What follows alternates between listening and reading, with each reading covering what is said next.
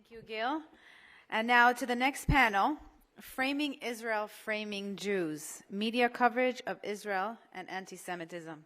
We have Chris Mitchell, the CBN Jerusalem Bureau Chief, and we have panelists Carol Nuriel, the ADL Israel Director, Itamar Marcus, the founder and director of Palestinian Media Watch. We have Joanna Landau, who's the founder and the CEO of Vibe Israel, and Adam Levick, who's the co-editor of Camera UK.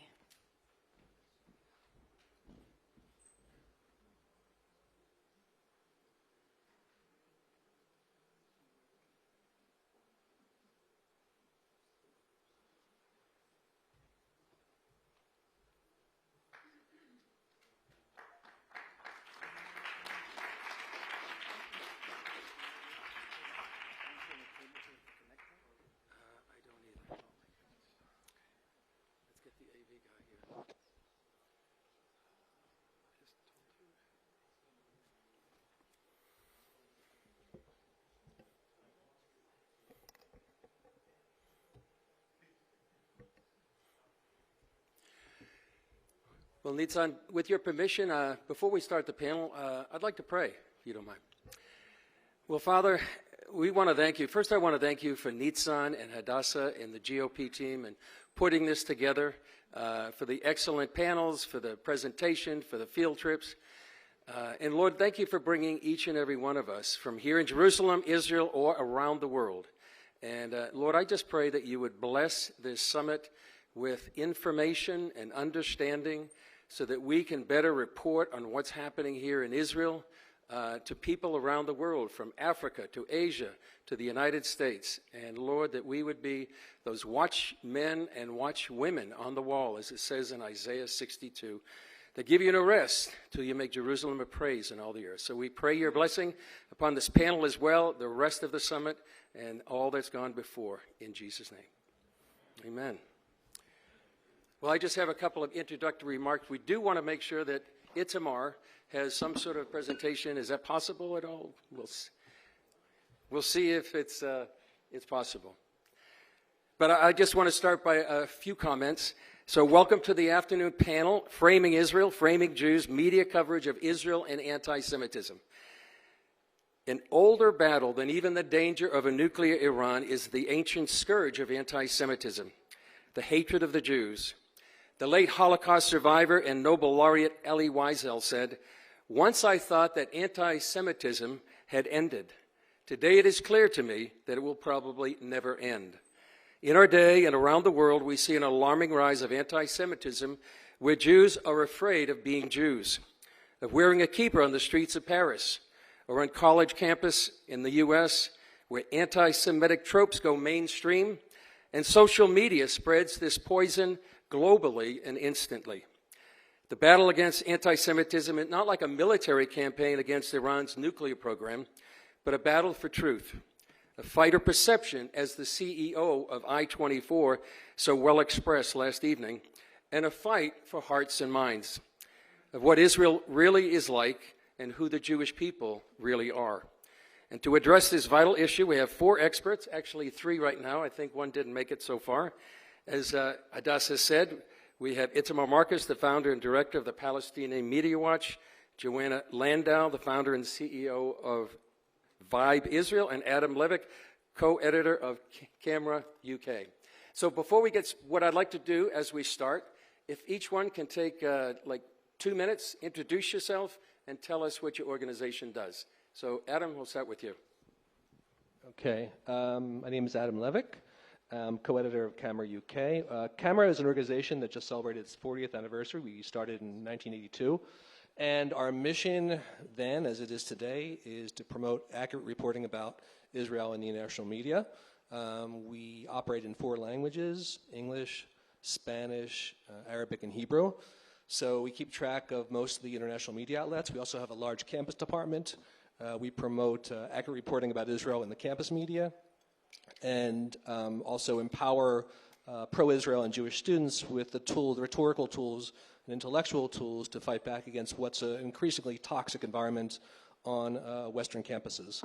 And most recently, I wanted to add that we have an Arabic department. Our Arabic department monitors the Arabic media brands of Western media outlets. So we don't focus on Al Jazeera because we don't consider them a respectable media outlet. We focus on BBC Arabic, on Independent Arabia, on France 24 Arabic, which gives us, I think, an extra tool in the fight against anti-Israel media bias and anti-Semitism, because a lot of these Arabic media outlets have gone beneath the radar of monitoring. And again, this is our 40th year, and it's great to be participating in this panel. So hi everyone, my name's Joanna Landau. I have a dream that I walk around the world, and wherever I go I say that I'm from Israel, and the person opposite me looks back at me and they sort of smile and there's a twinkle in their eye and they say, oh my goodness, Israel, that amazing country with wonderful people and all these wonderful things and superlatives that they can say about Israel, which isn't what's going on right now. So I'm still working on that dream. But in order to get closer to that mission, I felt that young people especially need to get to know Israel much better, beyond what these two gentlemen on my either side are focused on, which is more the negative narrative about Israel, I think, right? I focus on the positive narrative, and the way I do that is through a nonprofit called Vibe Israel, which I established about 12 years ago. We bring digital influencers to Israel, so these are Instagrammers, YouTubers, bloggers, and we showcase what the country has to offer them and what they're interested in. We also work with different organizations like Passages, that I know work a lot with communities that you're probably familiar with. And over the last decade, we've created over 1 billion positive mentions about Israel online. It can be done. It's easily done, much more easily than we expect. And so I'm here to bring that perspective to this panel.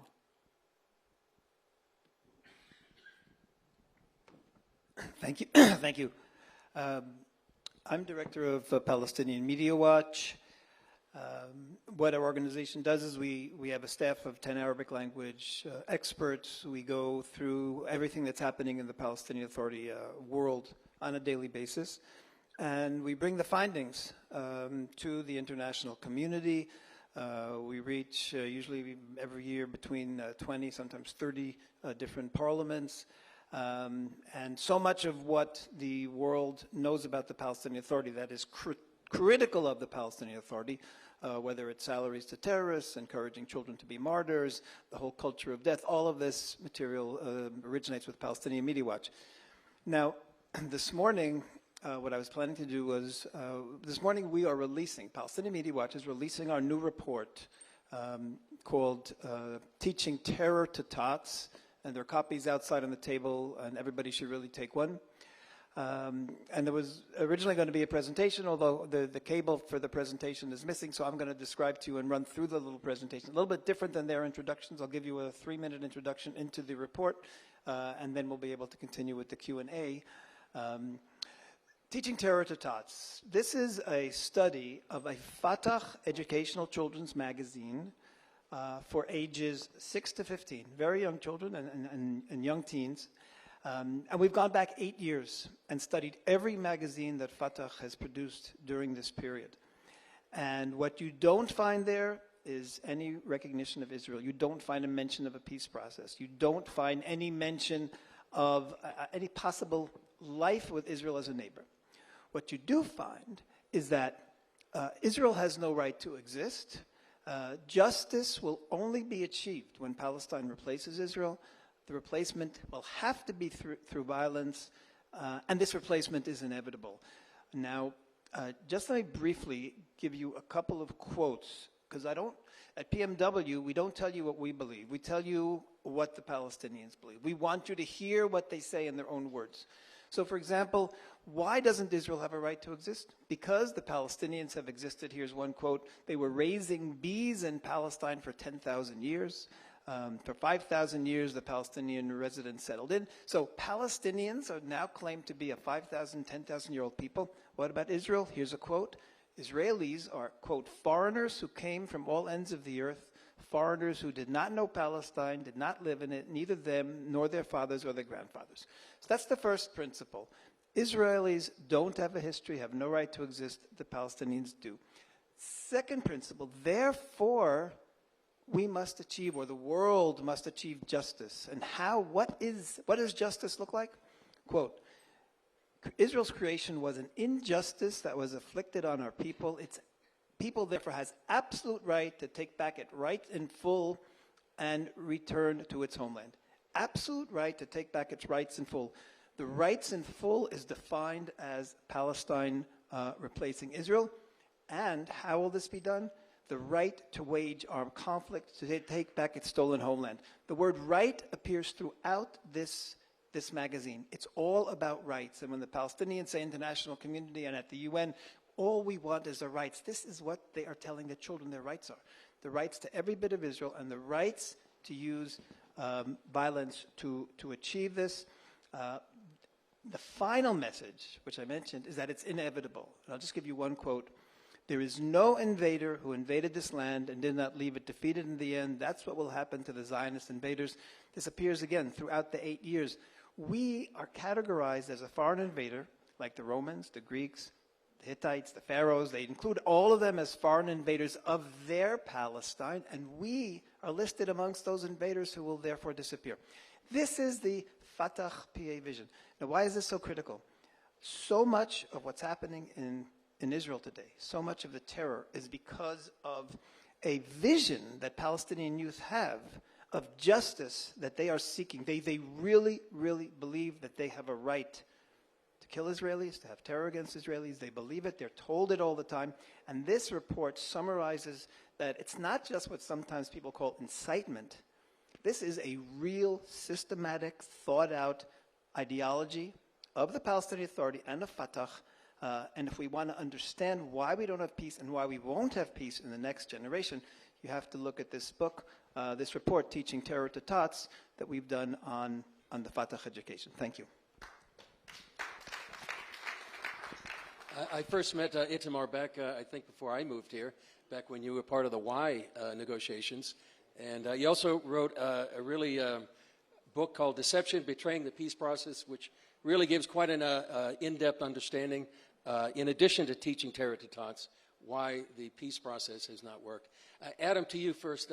Tell us what kind of anti-Semitism do you see when you, as Camera UK? Well, first, when we use the word anti-Semitism, we use it very carefully. We only use it per the IRA working definition of anti-Semitism. So, for instance, bias against Israel isn't necessarily anti-Semitic. Writers or journalists who spouse off about how much they hate Israel is not necessarily anti-Semitic.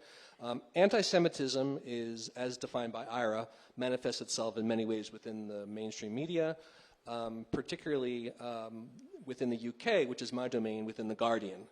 For instance, very often, and one of the most common anti-Semitic tropes you'll see within mainstream media outlets is the dual loyalty trope. That is, the suggestion that Jews in the diaspora are more loyal to Israel than they are to their own countries.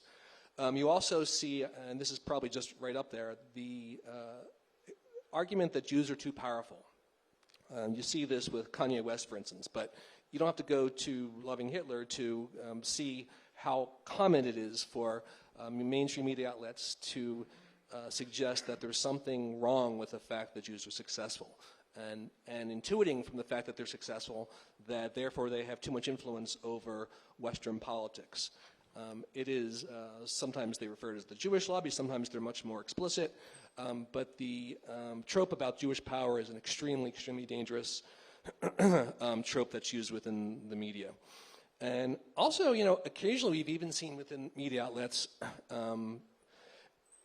outlets that evoke the blood libel, and the blood libel being the myth that Jews murder non-Jewish children and sacrifice them and use their blood. There was a cartoon in The Independent, I think in 2003, during the height of the Intifada, in which Ariel Sharon, who was then prime minister, was depicted as literally eating a Palestinian baby. Now, this isn't in the Palestinian media, this isn't in Al Jazeera, this was in a mainstream British outlet, and not only did the editor, who happened to be Jewish, dispute that it was an anti-Semitic cartoon, but that cartoon actually won Cartoon of the Year for 2003 within the British Cartoon Association. So here again, you see that when Israel is demonized, there's a pathway, right, in which classic depictions of Jews that are widely understood to be anti-Semitic find their way within the mainstream media when depicting Israel, the Jew writ large. And somehow it becomes kosher. Somehow it becomes acceptable to depict Israeli Jews in a way that Jews in the diaspora would not be depicted. In my experience, in pushing for the IRA definition, we've been pushing for media outlets like the BBC, for instance, to accept the IRA definition for anti-Semitism. Not that that's going to solve the problem, but I think it would serve as a good bulwark against the most extreme expressions of anti-Semitism within the mainstream media. Yeah, the definition that Adam refers to is from the International Holocaust Remembrance Alliance, and this is what it says. Anti-Semitism is a certain perception of Jews which may be expressed as hatred towards Jews.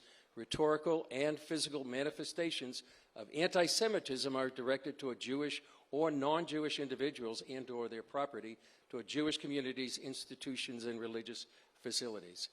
It seems like that's a widespread acceptance among many Jewish groups. Is that correct? It's one of the most widely accepted definitions, not just amongst Jewish groups, but also it's been adopted by several dozen countries. It's been adopted by hundreds of law enforcement agencies. It's been adopted by universities. There's a push within the UK education ministry to require or certainly pressure universities to accept it as a way of protecting the Jewish students within universities from expressions of anti-Semitism. It is the gold standard. It is the standard that we should all use when we're arguing about anti-Semitism. We should be really, really careful about using the term anti-Semitism when it doesn't fall within IRA. And like I said, it's not just the Jewish community, it's actually the international community, anti-racist groups, and law enforcement that are continuing to use it. So it's something that I think as a community we should all push for and promote. Yeah. Joanna, you bring a kind of a positive message to the panel, and you just did a Vibe Israel digital campus campaigns, molding young minds about Israel. What did you find in your survey? So basically, Gil before spoke about swing states, right, and swing voters. And I think when it comes to Israel, there's a tendency for us all to think that people fall into two categories. They either love us or they hate us. But in fact, when it comes to the election day, there's the swing voters who matter the most. And for Israel, the swing voters are actually, and I'm not talking about politics now, I'm talking about general public perception. Actually, the biggest group of people are those who are completely indifferent towards Israel. They don't really care either way, especially the young people. The younger you are, the less you know about Israel, the less you care about it, the less you feel any moral obligation towards it, and so on. And with those people, there are assumptions, again, amongst us, the people who love Israel and want to portray it very positively, that we need to get to these people and to get them to understand and agree with Israel's policies or what we stand for, and then everything will be fine. And what we wanted to find out is how do young, non-Jewish people feel about Israel on campuses in the United States? The biggest concern amongst the Jewish community, and I'm sure the pro-Israel community who's not Jewish, at least at the time, this was around March this year, was the African American and Hispanic non-Jewish progressive community. And there was an assumption that progressives are very, very negative towards Israel. And we wanted to test that assumption, because I find that we often build our strategies based on concerns that we have, but we must also make sure that those concerns are verified by empiric data. So I wanted to make sure that these young progressive minorities in the United States really do feel this way towards Israel, because then we can build proper strategies. And so what we did is we took three cities in the United States, Miami, Atlanta, and San Francisco, where there are a lot of progressives, blacks, Hispanics, and so on. And we did a survey, and we asked them various questions about their general perceptions of Israel. Remember, these are all campus students, so kind of ages 18 to 24, maybe. And the initial results surprised us very much. We found that 50% of them were actually quite positive about Israel to begin with. We said, would you be willing to visit Israel? Almost 70% said yes. Would you buy Israeli products? Over 70% said yes. What is your general perception? Very favorable or favorable? Were 50%. That's pretty big. Then there were 40% who were neither favorable nor unfavorable. And then there was 10% who were very unfavorable and unfavorable towards Israel. So the starting point was actually much better than we thought. Then we took content that my organization has created over the years, positive, uplifting content about topics that interest young people universally, whether it's vegan food, which we have a lot of in Israel. If any of you are vegan, I implore you to experience some of our restaurants. Pets, anything positive about Israel that we could find.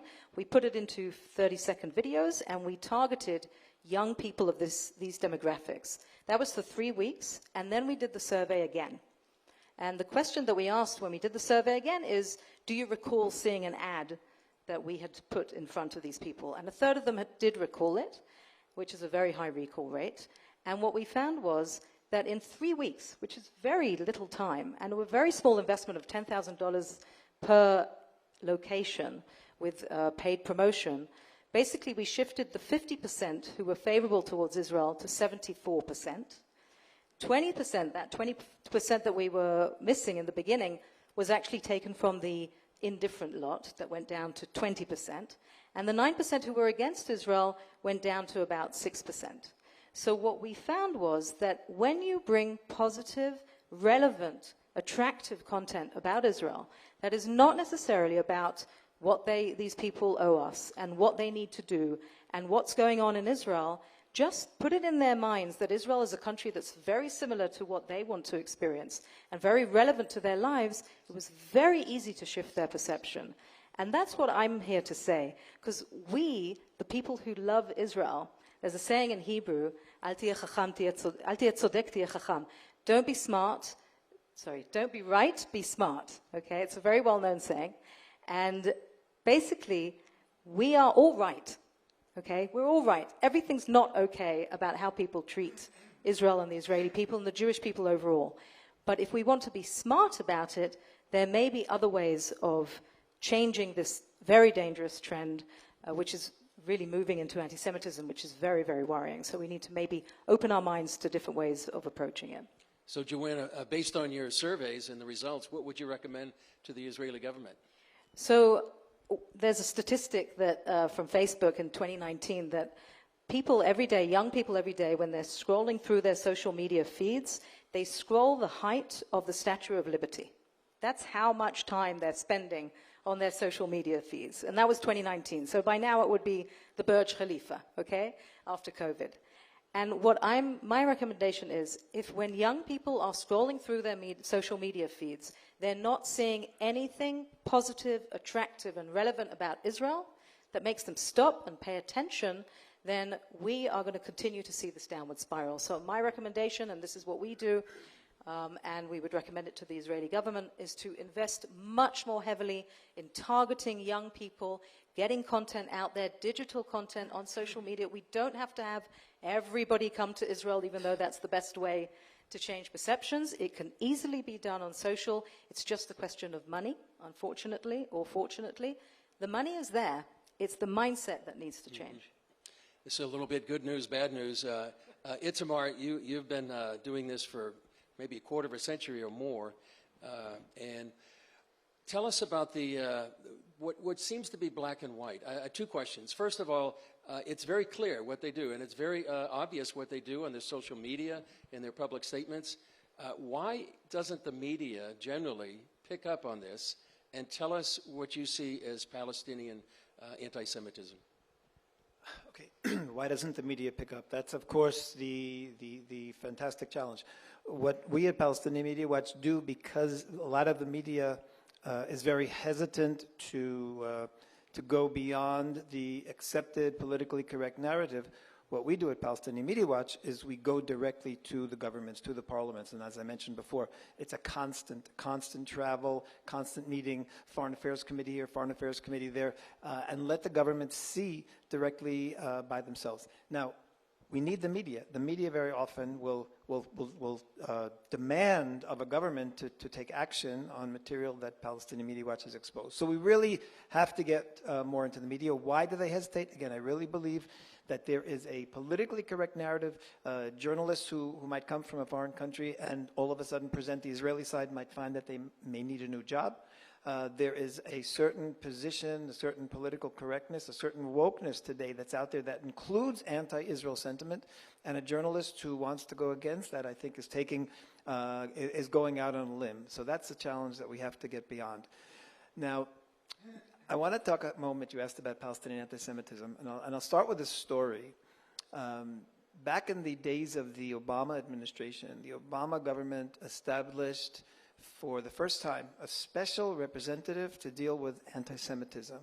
And the first person who got this position was Hannah Rosenthal. Her office was right, literally, a few doors away from Hillary Clinton, Secretary of State. And she was a wonderful person. She was very concerned. And my next trip to Washington, I scheduled a meeting with her, and I went in and I showed her the whole range of Palestinian anti-Semitism, its various components. All the different categories of the Avira that it's violating. And she was horrified. And I said to her at the end, okay, now what can you do about this? What can we do about this? And she answered, I can't do anything about it because the State Department has told me to deal with anti-Semitism in every place around the world except the Palestinian Authority. And this was because, as far as, she didn't say this, but I'm saying this was because if the problem of the Palestinians and Israel is their hatred of Jews and anti-Semitism, then they have to change. The State Department's policy was the problem is territory. That means Israel has to give something. And I think for that reason, the State Department would not even let her look into Palestinian anti-Semitism. And for years, we kept in touch, and she kept trying, and she never succeeded. I don't know what the situation is today. I'm going to try as soon. There's a new person in this position now. And next trip to Washington, I hope to meet her and see if there's been progress and a willingness to deal with real anti-Semitism. Now, why is this so critical? We at PMW are convinced that everybody knows there's a massive, massive rise in anti-Semitism around the world. We are convinced that the source of this anti-Semitism is the Palestinian Authority. Because every hate message that we've seen around the world on any campus we've been hearing, we heard for years beforehand on the Palestinian Authority. They've been disseminating. We say in Hebrew, Ki mitzion tetzei Torah, from Zion comes forth Torah. Well, from Zion also comes forth the anti-Semitism around the world. Not from the Zionists, but from here, the Palestinian Authority has this vicious anti-Semitism, and they are disseminating it around the world, and they keep hammering it, and then it finally sets in. If anyone wants to deal with world anti-Semitism, it has to be dealt with at the core, and the PA's anti-Semitism has to be delegitimized. I want to give you just one example of how horrific this anti-Semitism is, and this is from a speech that was made September 30th, 2022, just now, a few months ago, by no one less than Mahmoud Abbas's personal advisor on Islam. He was also appointed by Abbas to be the head of the Sharia courts. His name is Mahmoud al-Abbas, the senior, most important religious figure in the PA. And what did he say on TV? He said that when Jews visit the Temple Mount, he defined the Jews as grazing herds of humanoids, people or creatures that Allah created in the form of humans. Allah cursed them. He made them apes and pigs. And when they visit the Al-Aqsa Mosque, the Al-Aqsa Mosque is prey to humanoids. Jews are less than human. This is coming from the top of the Palestinian Authority. Now, if it was Jewish behavior, we could fix it. But if we're less than humans, there's nothing we can do about that. Now, the world should have been outraged. Had an Israeli said that African Americans are apes and pigs, humanoids, something like that, my God, every newspaper in the world would have covered this. This is top figure in the Palestinian Authority. And it's an outrage. We send this material to all the journalists. It got very, very little exposure. It's tragic, and it gets back to your original thing. Why isn't the media doing it? And I think this just doesn't fit their narrative that one of the top religious official in the PA is this vicious anti-Semite appointed by Abbas. What do we do about it? It doesn't fit their narrative. They're going to let it slide. Yeah. First of all, if you have any questions in the last few minutes, we'll be taking a few questions. But Adam, you were shaking your head there. Tell us what you're thinking. No, it wasn't. Well, just first, before I continue, I just wanted to mention something I missed in my intro, and that is that Camera has a large Christian media department. I thought that would be relevant to this audience. We fight back against anti-Israel bias in the Christian media, as well as pushing back against increasingly hostile environment within certain church denominations. But I wanted to mention that you can't really understand modern anti-Semitism without understanding these modern radical ideologies which posit that there are good and evil. It posits that there are people that are powerful and people that are less powerful. And once you place the Palestinians in this category of victims only, that they are the weak and they're being oppressed by powerful Jewish Israelis, it becomes, I think, axiomatic for media outlets to cover the conflict in a way that expresses sympathy for Palestinians. It is almost a shortcut around actual doing the hard work of reporting, right? Because if you go to the region convinced that my job is to advocate on behalf of the victims, what's that adage, conflicting the powerful and afflicting, I think I said that wrong. Anyway, the point is that once you go into the arena of reporting from the Middle East with that prior belief as that's your job, then it's going to be next to impossible for you to adequately do the fact-checking, the research, and the journalism necessary to report accurately on the conflict. I think it is a facile way of looking at things. It's not true. Jews represent 0.2% of the world population, 2% of the American population. The idea that Jews have now become the behemoth, become the powerful, and that the role of the media is to hold them accountable, I think in and of itself is anti-Semitic, but you can't understand that unless you understand the role that these radical ideologies like critical race theory, critical social justice play in kind of inculcating the media with these with this simple good and evil paradigm. And do you see that reflected in the UK media? You mentioned the cartoon of Sharon by The Independent. So do you see that over and over in the UK media? Absolutely. And there was another cartoon in The Guardian in 2014 during Operation Protective Edge, I guess it was, showing Bibi Netanyahu, who was then prime minister, holding, as if he was a puppeteer in his hands, miniature puppets of Tony Blair and then Foreign Secretary William Hague. As if the reason why they were supporting Israel in that war against Hamas was because that this Jewish leader was controlling non-Jewish politicians.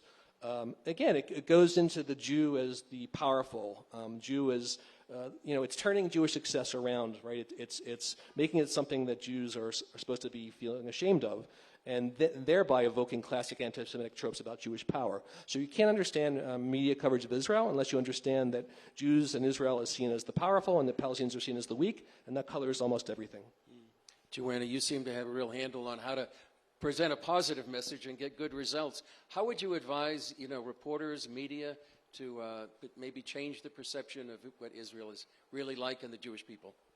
So I think really it's all about telling the story of the Israelis as opposed to telling the story just of Israel. The human stories that you can find here that that can touch your readers, and the storytelling capabilities is what will cause, I know at least from my perspective, sort of the younger they are, the less, obviously they don't necessarily read newspapers so much, they're already on just the digital media. If there's a way to bring in aspects of Israel that are not only connected to what used to be the way we would tell the stories from Israel, whether it's the Holy Land or the political issues, then that is the best way to bring people into the conversation. I think I know that there's the Jerusalem Press Club, for example, that is based in Jerusalem and invites, the foreign press corps that's here to actually discover other aspects of Israel. So they're here to write about the conflict, but they take them off to discover about sustainability and food and different aspects of what's going on here in the country. The more that people understand that Israel is a real, thriving, vibrant country, which is fun and interesting and has many issues that are not necessarily positive, but also many issues that are very positive, as told through the stories of the Israeli people, I think is a very good way to get people more interested. Mm-hmm. Yeah, we talked to some of the people here last night, and the theme was that being here in Israel, you really have a sense of what it's really like, and as opposed to what the perception is back in their home country. Yeah, definitely. Yeah. Being here in Israel and what it's really like, it's really those moments in between all the serious conversations that we have where you discover the beauty and the vibrancy of Israel. And I think those are the pieces that are missing. It's like a puzzle that has missing pieces where we know all the serious stuff, we've got the frame together, but the little pieces that we can fill in and make it more colorful and more relevant to what is trending right now on global topics. Israel is a global leader in many areas which people have no idea about. We, the Israeli people, talk about us being a startup nation and our technology prowess, but if you're not in that field and you're not in high tech, most people actually don't know Israel is so successful. If it can be brought to people's attention, in between telling the stories that you want to tell, I think that that will add more people into the audience that you're trying to reach. Yeah. Itamar, how can people get the news about what's the bad kind of perspective of what's happening here in the land? Well, first, everybody, I ask you all to go to our website, palwatch.org, and then sign up there to get our newsletter.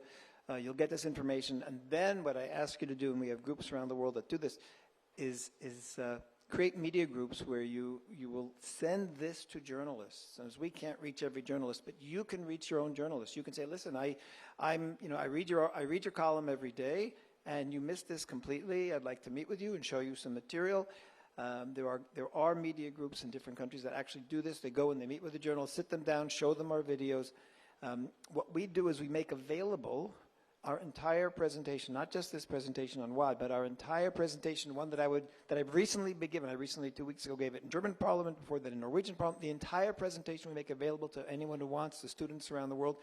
I would say anyone here in this group who wants our presentation or knows someone who might want it, please write to us. We'll send it to you, and then you can actually go out and impact on the media. If you have contacts in your governments, with your local members of parliament, go to them as well. Become a magnifier for these messages. There's hardly a journalist or an MP in the world who could listen to that video that I just described to you about Jews being hominides and not be outraged at the Palestinian Authority. Well, why don't you all go onto our website or write to us? We will send that to you as a document. You can then go and meet with a journalist, show them and say, how can you not publicize this story? This is outrageous. This is an advisor to Mahmoud Abbas. Why don't you do it? So what I ask everybody is partner with us, join with us. Let's go on this fight because the material is all available. We need as many partners as we can to win. Our website address again, palwatch.org. Thank you. Yeah. Adam and Joanna can tell us how people can reach you. And tell us in summary, Adam and Joanna, and then Itamar, what's the main message you want to communicate today? I'll go backwards. The main message I want to communicate today is that it isn't just a matter of narratives, that there are such things as facts, there are such things as truth, there are such things as falsehood. The job of journalists is to write factually accurate reports about Israel. The job of those of us who support Israel and those of you who want to fight for Israel is to hold journalists responsible towards their own ethical standards, their own standards that purport to abide by professional rules of journalism, such as accuracy, checking sources, not conflating fact with opinion, so that it isn't just a matter of competing narratives, it's a matter of right and wrong, truth and falsehood, and that the one thing that Camera does each and every day is that we reach out to journalists and editors and we hold them accountable to their own standards. So that you can contact us, go at camera.org, and you can become a member of Camera. And we have a very large active letter writing team. We send out alerts to members and we give them the facts in which they can craft their own message to media outlets, asking editors, say at the LA Times or the Guardian, to please correct an article, and we give you the facts necessary so that you can write in your own words what to ask for. We're also very active on Twitter, and Facebook, and Instagram. So follow us, and by all means, but more than follow us, don't just be passive. Become an active member of our community. Push back against falsehoods, push back against inaccuracies, and push back against anti-Semitism. Thank you.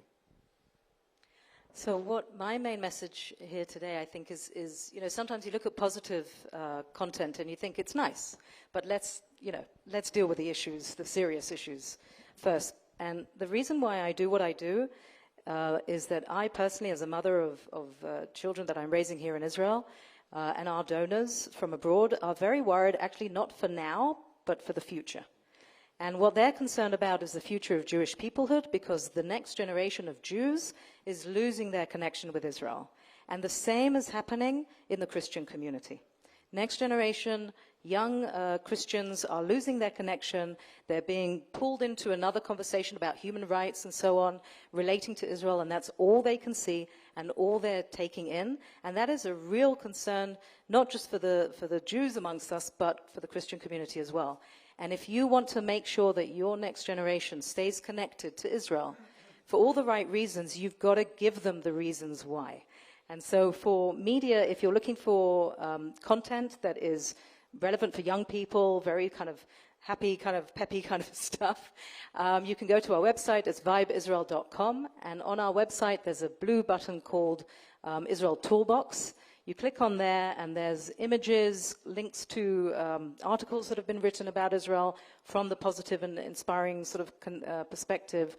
A bunch of links to other online platforms where you can get information from and help disseminate that information. This is content that should be read by young Christian and Jewish kids who are really moving away. It's a great, great concern. So I'm not talking about today. We can try and fix it today. But in 50 years' time, my donors are concerned that their Jewish grandchildren might not stay Jewish. And for your perspective, your Christian sort of devout and connected young people may not maintain that connection. Israel is central to that. And so we need to give them a good reason why.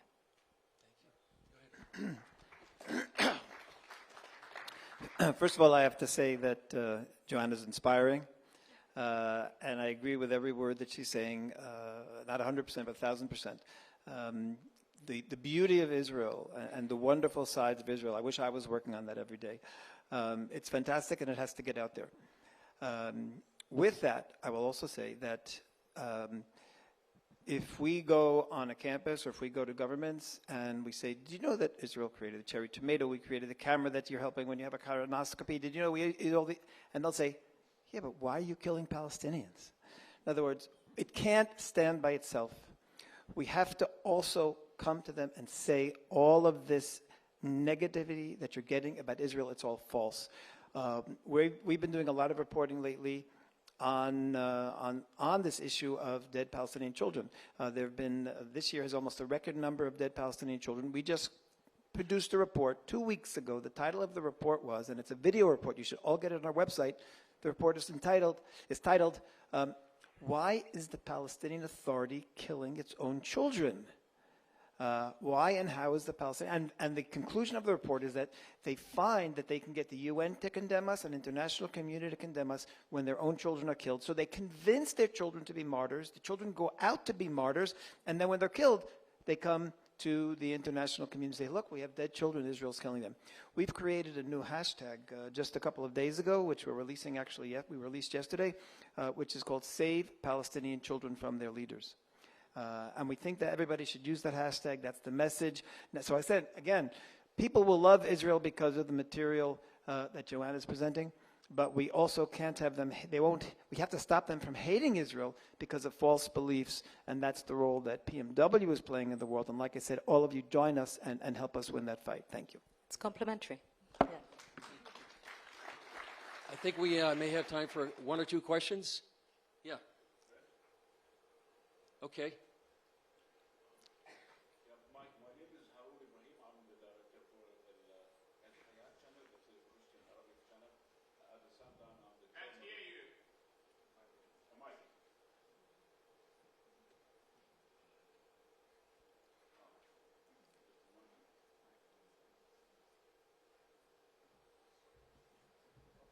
Oh.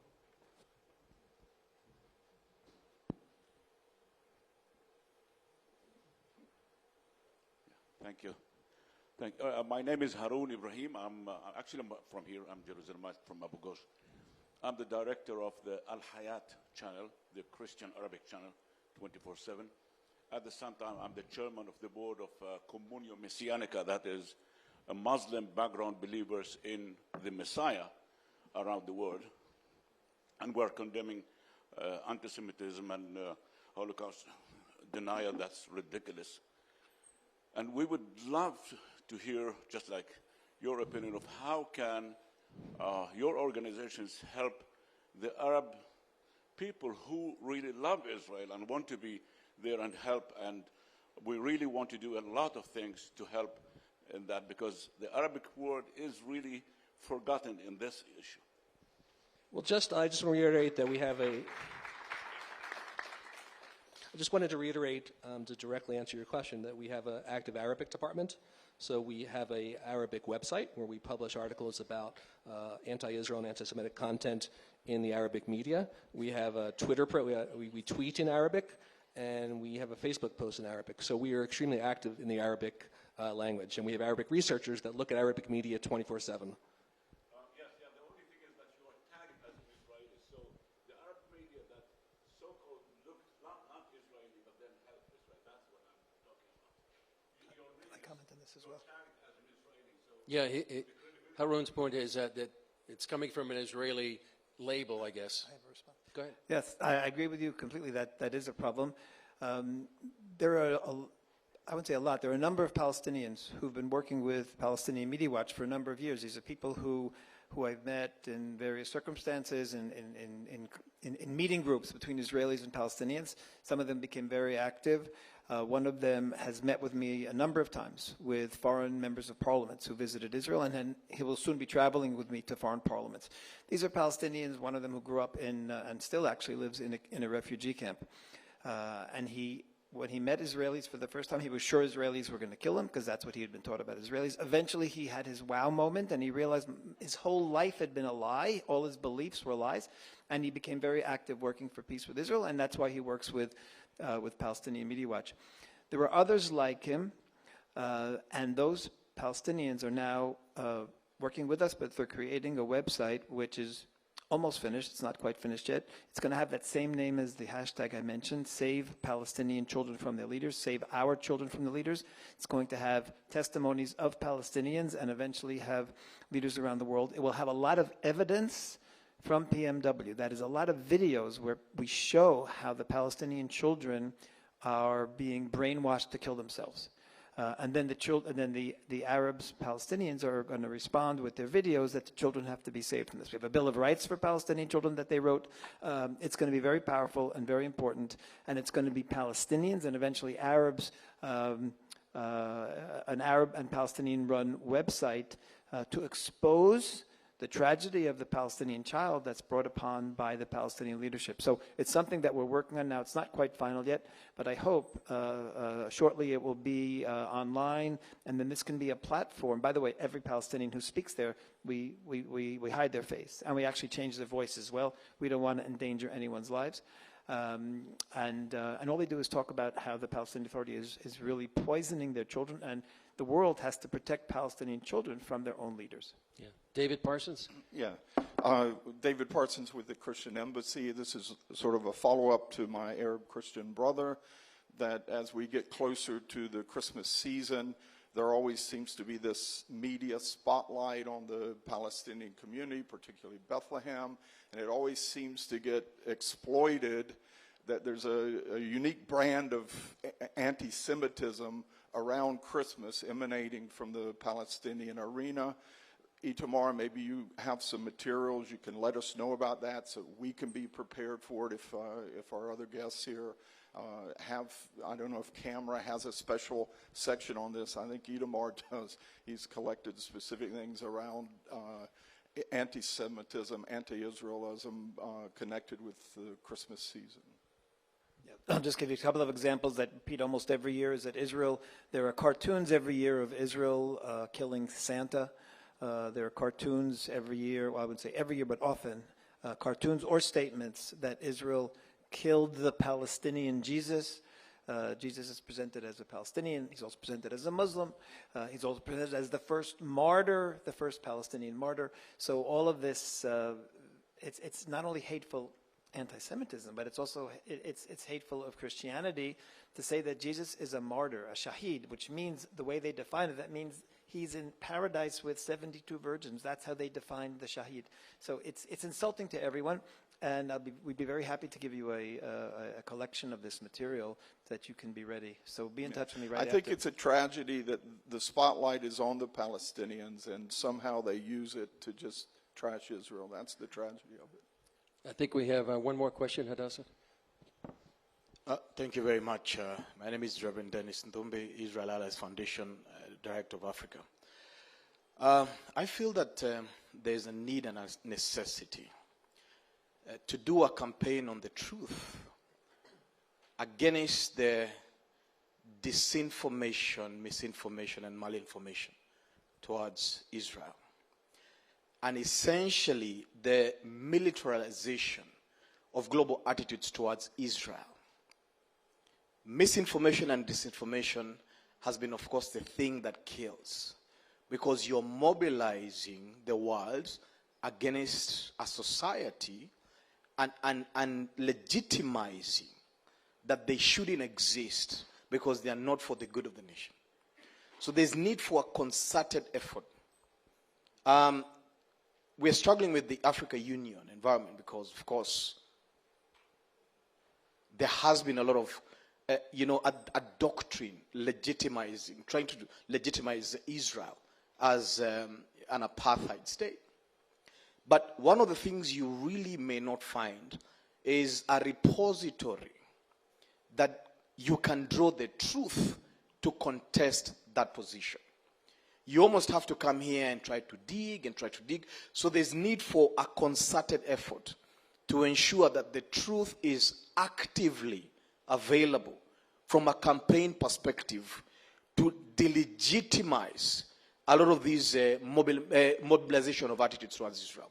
So I think that's one of the things that needs to be achieved, so that it will be easy to counter a lot of these with the truth. Chiwera, you want to address that? Yeah, I actually wanted to say earlier about the Arab community that whenever we do a trip to Israel, we always include people from the Arab community because it's important in terms of diversity to show that Israel isn't just Jewish or just Christian. There's a very strong Arab, Muslim, and Christian community here, and it's important to see it.